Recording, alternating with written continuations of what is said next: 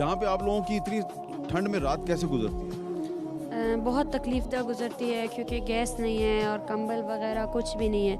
तो जैसे तैसे करके जैसी रात होती है तो कुछ लकड़ियाँ ये वॉलंटियर्स इस्लामाबाद के लाते हैं, तो कुछ जगहों पे हम लकड़ियाँ जला देते हैं और बारी बारी करके कभी कुछ फैमिलीज़ बैठती हैं, कभी कुछ फैमिलीज़ बैठती हैं।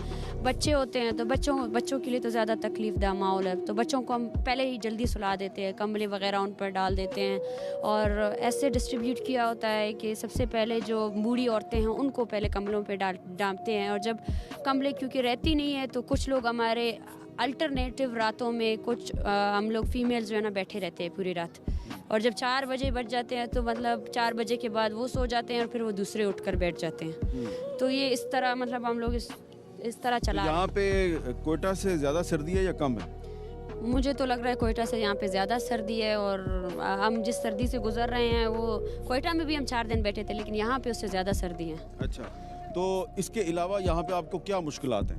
इसके अलावा सबसे बड़ा मुश्किल काम ये है कि जाहिर सी बात है सर्दी है कैंप में, और इर्द गिर्द वाशरूम का मसला है और वाशरूम नहीं है। वाशरूम पहले प्रेस क्लब वाले छोड़ते थे, अभी वो भी एक मसला चल रहा है, कॉन्फ्लिक्ट है वहाँ पर भी, वो वाशरूम के लिए नहीं छोड़ रहे।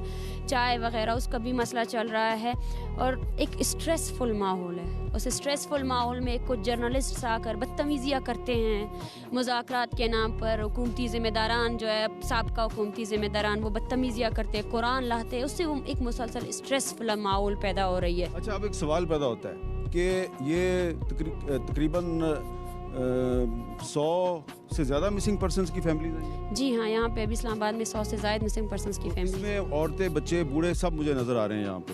तो वो लोग जो आपको ये कहते हैं कि आपका कोई एजेंडा है, तो वो एजेंडा जो है वो ये सर्दी में ही पूरा करना ज़रूरी है?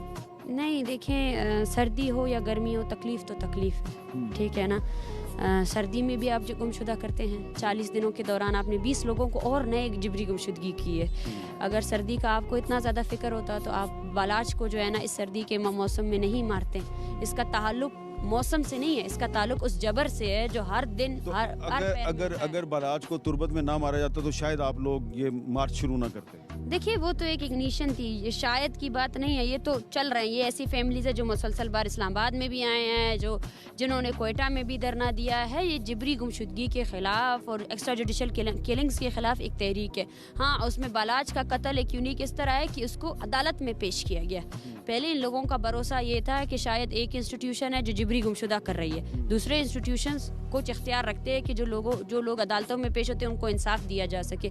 लेकिन अब वो जो एक इंस्टीट्यूशन शायद जुडिशरी थी जिस पर इनका भरोसा था, जुडिशरी में अदालत में बालाच को पेश किया गया, लेकिन आफ्टर 2 डेज़ उसकी म्यूटिलेटेड बॉडी मिली, तो वो एक और ज़्यादा एक खौफ बन गया। ये लोग जिनको ये यकीन था शायद उनके प्यारे 20 साल बाद भी आ सकते हैं, अब वो खौफ जो है ना और ज़्यादा एक शदीद। ये बहुत छोटी सी बच्ची है, ये छोटी सी बच्ची कब से आपके साथ?